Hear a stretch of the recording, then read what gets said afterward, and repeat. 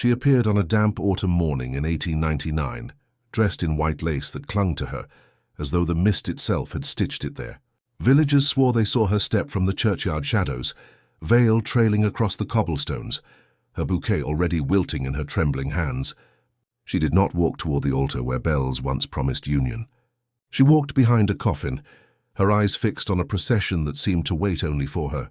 Some whispered she was dreaming, others that she was cursed to follow the dead rather than the living. No one dared stop her, for to touch her was to risk sharing her fate. Who was this bride who walked not into love but into the grave? Tonight, her story unfolds, not as folklore alone, but as the chilling echo of a history too strange to dismiss. In 1899, the town stood at the uneasy crossroads between two centuries. Nestled between rolling hills and river valleys, it was a place where the church bells marked the rhythm of daily life, and where superstition was stitched into every corner of existence. The streets were cobblestone, lined with narrow wooden houses, whose porches sagged under the weight of generations. At night, the gas lamps hissed faintly, their dim glow barely holding back the suffocating dark. The people carried themselves with a rigid sense of duty. On Sundays, every family filed into the steepled church, the pews filled with worn faces and bowed heads. Religion was not simply a belief here. It was the binding order, the unspoken law. Sermons rang with warnings of eternal punishment, reminding all that sin lurked just beyond the door. Marriage was less about love than about survival, an exchange of labor, land, and reputation. To remain unwed was to invite suspicion, whispers of hidden flaws, or worse, divine disfavor. Death, too, was never far.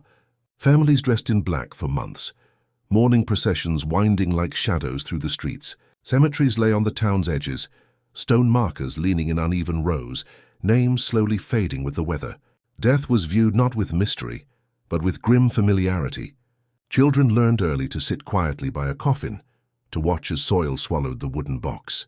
Life and death were threads in the same coarse fabric, and yet, beneath the surface of this ordinary order, there was a quiet tension. The town seemed to guard itself, as though wary of something pressing in from beyond. People avoided speaking of strange happenings, but glances lingered too long at the woods, and candles burned later than they should in windowsills. Their world, so tightly bound in custom and ritual, felt almost fragile, like glass stretched too thin. This was a place balanced carefully between the seen and the unseen, where normalcy itself carried the faint echo of dread. And it was into this rigid, ordered town that the first true disturbance would come, unraveling not only the traditions that held it together, but the very sense of safety the townsfolk clung to so fiercely. She was the daughter of a family whose roots were sunk deep into the soil of the town, a name that carried quiet respect in Sunday sermons and whispered envy at the market stalls. Her father was a man of land and labor, stern in posture, his reputation carved from years of toil and faith. Her mother moved with a grace that made neighbors remark on her composure, though behind closed doors she was a woman governed by anxieties that only a household of daughters could bring. And among them, this young bride-to-be was the jewel, admired for her beauty, envied for her engagement, spoken of as though her fate had already been written. She was not the type to defy the world she was born into. She laughed politely, bowed her head in prayer, and carried baskets through the town square with the kind of modest charm people expected. Yet those closest to her, her sisters, a childhood friend, knew she harbored a deeper soul. She adored books, especially the few that crept into town carrying verses of romance and tragedy. At night, she sometimes stared too long into the mirror, as if searching for something hidden beyond her reflection, something unspoken. The engagement had transformed her from a girl into a figure of community fascination. Every porch seemed to whisper her name. Every Sunday pew stretched to catch a glimpse of her gloved hands folded against her hymnal. She embodied promise, of new life, of continuity, of a household soon to bloom beneath the shadow of her husband-to-be. The town leaned on such ceremonies. Weddings were not private matters. They were public affirmations that order and faith remained unshaken. And so her betrothal felt less like a personal story and more like a communal prophecy. But beneath the layers of lace and congratulations was a current she could not silence. Nights before the wedding, her dreams turned vivid. filled with corridors she did not recognize and a faint tolling bell that seemed to echo from another place entirely. She woke pale, brushing away the unease before anyone could notice.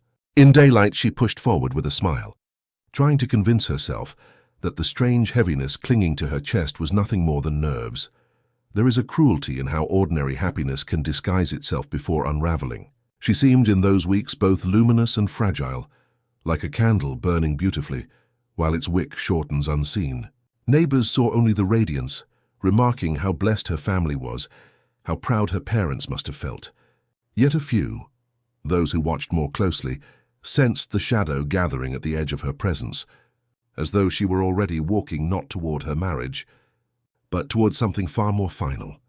In her, we see not only the anticipation of a bride, but the haunting inevitability of a fate too heavy for youth to carry. At first, the unease crept quietly, like frost on window panes before dawn. It began with murmurs among the older women of the town, those who claimed to know how fate whispered its secrets to those willing to listen. One spoke of seeing the bride's veil flutter in a wind that no one else felt, as though the air itself was trying to tug her away from the church. Another, bent with age and superstition, swore she dreamt of a procession not of wedding guests, but of mourners clothed in black, their candles sputtering in a midnight draught. The bride herself could not escape the disquiet of her own visions. Sleep, once a gentle retreat, became an assault of imagery too vivid to ignore. She walked endless corridors lined with closed doors, each echoing with a faint sob from the other side. When she tried to open them, the handles burned her palms. In one dream, she approached the altar, only to find a coffin waiting where her groom should stand. Each time she woke trembling, whispering prayers into the silence of her room. These stories traveled quickly in a town where rumor was as nourishing as bread. The seamstress claimed the lace of the gown frayed faster than her hands could mend it, as if the fabric itself resisted completion. A child passing by the family's home swore he saw a pale figure at her window, staring out into the night, though the bride insisted she had been asleep. The local pastor, though too cautious to indulge in superstition, noted how her once steady singing voice faltered during hymns, cracking at verses about resurrection and eternal rest. To the villagers, omens were never simply coincidences. They were warnings carried through generations, signs meant to be heeded lest tragedy strike. Older women recalled other brides who had died young, some in childbirth, others from fever, one whose body was found beneath the river's frozen surface. They whispered that certain families carried curses like hidden scars, and though the bride's lineage was considered blessed, no bloodline was ever immune from the darkness that lingered just beyond human understanding. Her mother dismissed the talk, insisting her daughter was strong, destined for joy, not sorrow. Yet even she could not banish the unease when she found her daughter standing barefoot in the garden at midnight, eyes unfocused, lips moving as though repeating a prayer not taught in church. The father grew stern, warning that gossip could destroy reputations. But behind his anger was fear that something unseen had already laid claim to his daughter. The town prepared for celebration, but beneath every gesture of festivity pulsed a quiet dread, for in the dreams, the whispers and the hushed warnings, a pattern had begun to form. It was as though the world itself had decided that this bride's steps were not leading her to the altar, but to a darker threshold, one from which there would be no return. The morning of the wedding dawned with a thin mist clinging to the fields, the kind that blurred edges and made the familiar look strange. The townspeople stirred early, bustling with preparations as though determined to drown any lingering unease in tasks. Bakers hurried to lay out sweet loaves, the scent of cinnamon and honey weaving through the cool air. Children chased each other in the square, their laughter sharp and bright echoing off stone walls. The church bell, polished until it gleamed like molten bronze, waited to announce the beginning of the day's promise. Inside her home, the bride rose quietly, her movements slower than her mother expected. She sat before a mirror framed in carved oak, her white dress draped across a chair like freshly fallen snow. As the fabric was lifted onto her shoulders, she shivered, though the fire in the hearth burned strong. The lace sleeves clung tighter than they should have, constricting her breath, yet she said nothing. Her mother whispered blessings as she fastened the final buttons, but the bride's eyes seemed fixed not on the mirror's reflection, but on some distant horizon unseen to anyone else. Neighbors arrived bearing flowers, wild roses and lilies, their petals trembling with dew.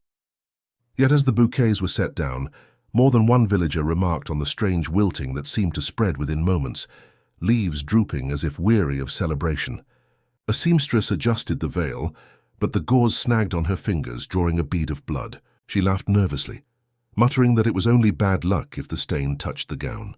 Still, the bride flinched when the crimson drop fell onto the floorboards. Vanishing before it could be wiped away, the village hummed with the expected rituals, fiddlers tuning their strings, carts decorated with ribbons, lanterns polished for the evening feast. But beneath the surface of joy ran an undercurrent, subtle yet undeniable. An old man by the well muttered that the air felt too still, as though holding its breath. A flock of birds scattered suddenly from the church steeple, their wings beating a frantic warning. Even the priest, rehearsing the vows he had spoken countless times before, stumbled over his words and found his hands trembling when he tried to fold them in prayer. The bride, meanwhile, stood by the window, her veil lowered, watching the town prepare. She should have been radiant, filled with the nervous thrill of expectation. Instead, her face bore the calm of someone resigned to inevitability. When her younger sister burst in to hug her, she bent down with unusual solemnity, whispering words no one else could hear. The child later told her mother that the bride had said, "Remember me in the morning." As the bells began to toll, signaling the hour had come, the streets filled with townsfolk, their voices rising in cheer. But for every smile, there was a glance over the shoulder. For every blessing, a hushed prayer against misfortune. The bride emerged at last, clad in white, her gown luminous against the grey morning light. The people gasped at her beauty, yet shuddered without knowing why. For though she moved toward the church with the grace of a bride, there lingered the unmistakable shadow of a mourner, walking toward her own end. The bells tolled across the valley, each strike carrying a heavy weight that pressed against the ears of the townspeople. At first they rang as though to summon joy, but to those listening closely the sound seemed warped, drawn out, hollow, like the tolls one would expect at a burial. The villagers crowded along the cobbled streets, waiting to watch the bride's walk to the church. Instead, what unfolded before them would blur the line between ritual and nightmare. The bride stepped out, her gown radiant against the grey air. Yet as her feet touched the earth, the rhythm of the crowd shifted. Their cheers dimmed into murmurs. On the road ahead, a procession moved slowly toward the church, not of dancers or celebrants, but of mourners. Men in black coats, women with veils drawn, carrying candles that guttered though no wind blew. At their center was a coffin, polished oak draped with lilies already beginning to brown at the edges. The bride's steps faltered, but no one called her back. It was as if some unspoken force drew her forward, compelling her to fall in line. Whispers rippled through the crowd, yet the mourners did not acknowledge them. They moved as though in another world, their faces pale, eyes downcast, lips moving in unheard prayers. Still the bride drifted toward them, her white dress startling against the sea of black.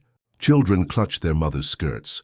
Older villagers crossed themselves, recognizing something older than any blessing could ward away. She walked beside the coffin bearers, her veil brushing their sleeves. The contrast was unbearable, the shimmer of her silk beside the coarse weave of mourning garb, the fragile ivory of her bouquet against the wilted lilies that crowned the casket.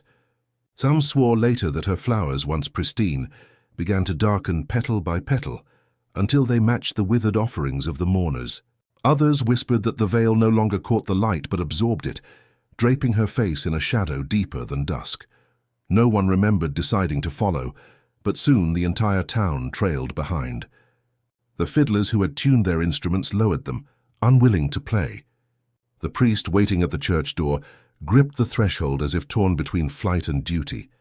The bell continued to toll, not in celebration but in lament, each note echoing through the hollow of every chest. The path stretched longer than it ever had, as though time itself had bent. Houses, fields, and even the sky seemed to recede. The townsfolk spoke afterward of a silence that grew thicker with every step, until even the sound of their feet vanished.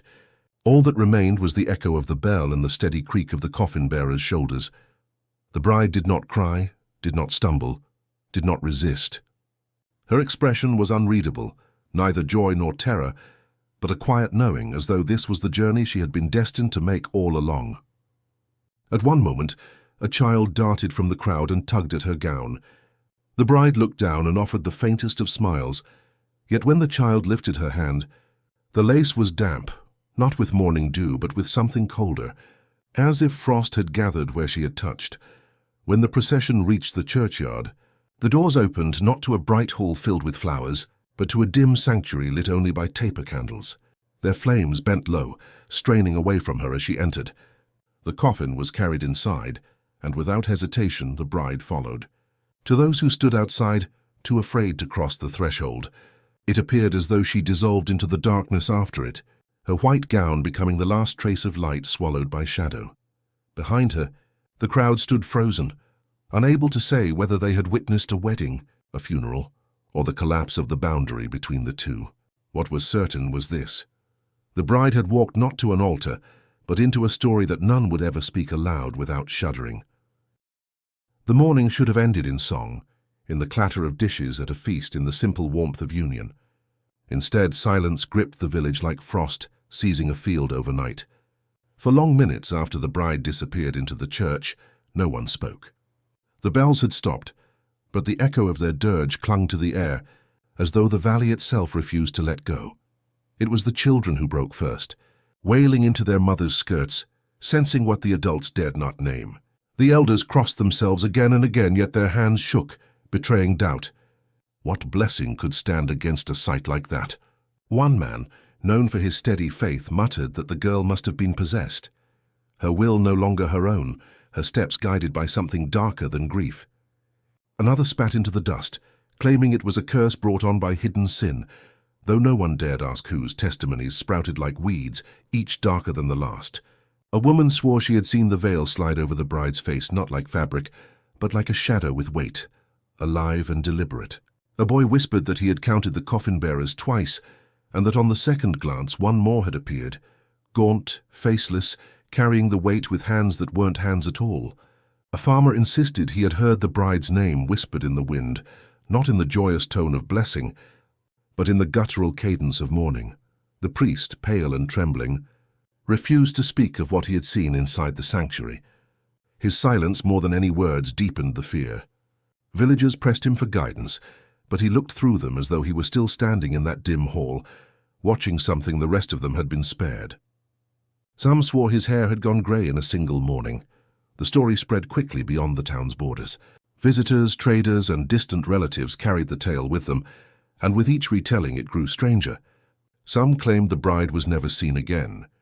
Others insisted she returned days later, unchanged in face but altered in spirit, her eyes reflecting not the world around her, but some unseen horizon.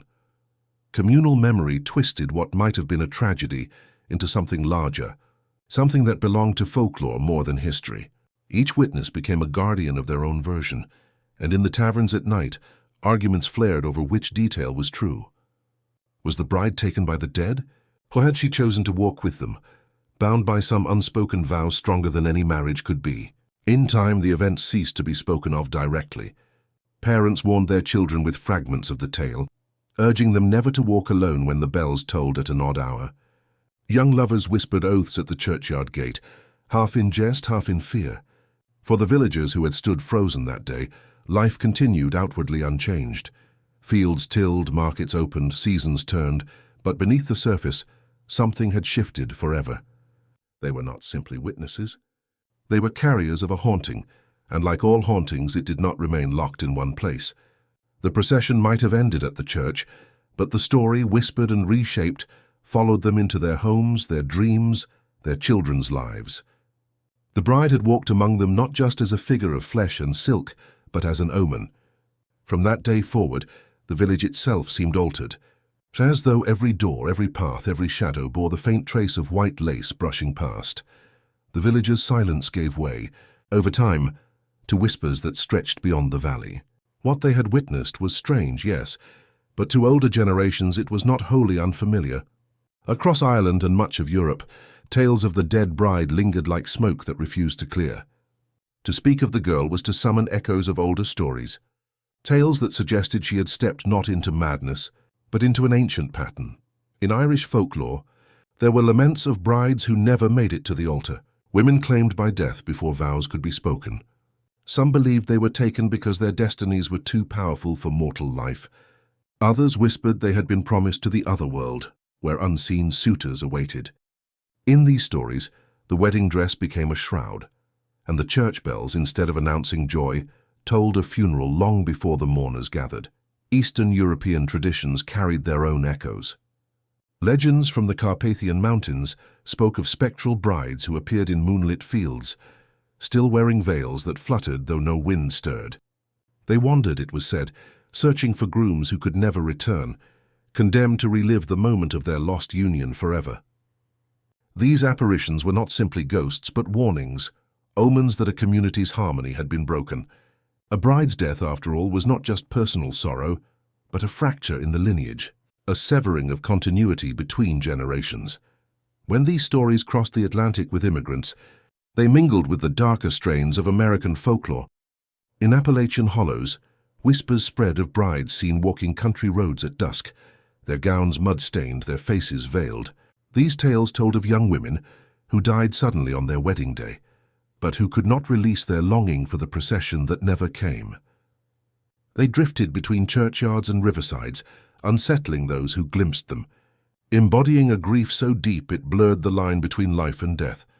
The archetype carried a peculiar weight. The dead bride was not merely tragic. She was liminal, caught between two worlds, neither fully among the living nor surrendered to the grave. To the villagers who had seen their own bride walk with the mourners, the resemblance to these legends was undeniable. Folklore had leapt into reality, or perhaps reality had always been shaped by folklore. Scholars who later collected these stories noted the symbolism. Marriage was a covenant of life, a continuation of family and society. Death, conversely, was the breaking of bonds. To conflate the two was to disturb the natural order, to remind communities of the fragility of their own rituals. A bride walking to her funeral inverted everything sacred. Joy turned to dread, beginnings collapsed into endings, the cycle of life itself was mocked. Thus the villagers' tale was not only their own, it belonged to a larger tapestry of human fear, woven across cultures and centuries. Their bride was one voice in a long chorus of spectral women, each draped in white, each bound not by love but by a fate darker and older than any vow. The procession they had witnessed could not be dismissed as a singular tragedy. It was the embodiment of a myth as enduring as death itself. In the weeks following the procession, the town moved as if under a shadow. The church bells rang again for ordinary masses, but their sound carried a hollow echo, as though something unseen still lingered in the rafters. Parishioners gathered in silence, offering prayers without conviction. The altar, once a place of blessing, felt stained by the bride's crossing from marriage into death. Even the priest who had once spoken with certainty faltered in his sermons, his voice betraying unease. Her family bore the heaviest weight. Neighbors avoided their home, as though grief were contagious. Some whispered that the girl's lineage was cursed, that a hidden sin had brought the omen upon them. Her parents stopped attending festivals, their windows often shuttered, their steps heavy when they walked through the square. Brothers and cousins found themselves shunned by potential brides, mothers warning their daughters to avoid a house touched by death. The bride's gown was never retrieved. Some claimed it was buried with her, while others believed it remained locked in the church vestry, folded carefully, yet too dangerous to burn or discard. Children dared each other to sneak peeks through the vestry door, swearing they saw a streak of white moving in the dark. Over the years, the tale grew. New details emerged with every retelling. The bride's face glowing pale as candle wax, the mourners walking without shadows, the coffin at the end of the procession bearing her own name. The truth, already fragile, was slowly replaced by legend. Outsiders heard fragments and added their own imaginings, until the story no longer belonged solely to the village. And yet, the memory never left the townspeople themselves. Each wedding after that day carried an unease, a careful watchfulness. Guests glanced at the bride, wondering if she too might falter, if the veil might suddenly resemble a shroud. Fair superstition arose. No bride should walk to the church alone, lest she find herself joined by a procession of the dead. For years, brides were escorted by large parties, surrounded by laughter and song, as if noise itself could ward off the silence of that earlier march. The church itself changed. Candles flickered strangely during ceremonies. At times, brides swore they felt cold air press against them as they took their vows. The priest who had overseen that fateful day eventually left the parish. His resignation explained only as ill health, though most suspected his faith had been shaken beyond repair. For the family, time did not erase but hardened the wound. The younger children grew and left, but carried the story like a shadow into new villages. Wherever they went, whispers followed. Are these not the kin of the dead bride?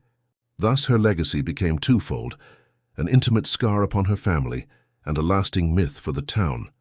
Long after her name faded from parish records, the villagers remembered the image.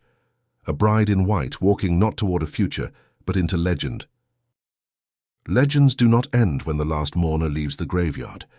They take root, they spread, they change shape with every retelling. The story of the bride who walked in white yet joined the funeral procession did not remain confined to one ruined chapel or one cursed family. It traveled. In the taverns of the neighboring towns, men told it to each other in hushed voices, their tankards trembling slightly as though even the echo of her name might summon her. Children, forbidden to speak of her, whispered the tale by candlelight, daring one another to say that they had seen her shadow near the marshes or along the broken path to the church. And old women, their hair silver and their fingers bent like claws, retold the story as warning. A girl's joy can be snatched, her innocence turned to ash, if she steps into the world unblessed. For decades, the legend shaped behavior. Brides refused to wear pure white, choosing instead pale blues or muted creams so as not to echo her ghostly gown. The bells of the church tower, cracked on the day of her passing, were never repaired. They told no more weddings, only funerals, and families whispered over their daughters' beds, "Pray she does not come for you in the night, leading you down the aisle of death instead of the aisle of matrimony." The land itself seemed marked. The fields near the church yielded poorly, as though the soil resisted the hand of the plough. Travellers spoke of hearing soft weeping in the hedgerows when they passed at dusk, and some claimed they saw a figure, a young woman, face veiled, standing at the edge of the road, waiting, always waiting, but more than a haunting. The story became a mirror. Each generation, when faced with death before joy, when a young bride died in childbirth or a soldier never returned to claim the hand of his beloved, they said, "It is her curse." It is the bride who walks with the dead. Her story was no longer hers. It belonged to everyone who had ever known loss twisted into cruelty. And yet, within the sorrow, there was reverence. She became, in a strange way, a saint of grief. Mothers lit candles for her when their daughters fell ill. Young women tied scraps of their dresses to the gate of the abandoned church, believing the gesture might appease her spirit. The tragedy had consumed her life, but in death she lingered as a warning and as a dark guardian. Centuries passed. The town withered, the church collapsed into ivy and ruin. Only fragments of the story survived, reshaped into ballads, softened into folklore. But somewhere beneath the soil, the echo of that day remained. The footsteps of a bride who should have walked toward love, but instead walked with the dead, and so her story endures. A reminder whispered across ages. Joy is fragile, death is patient, and sometimes the veil between the two is thinner than a breath.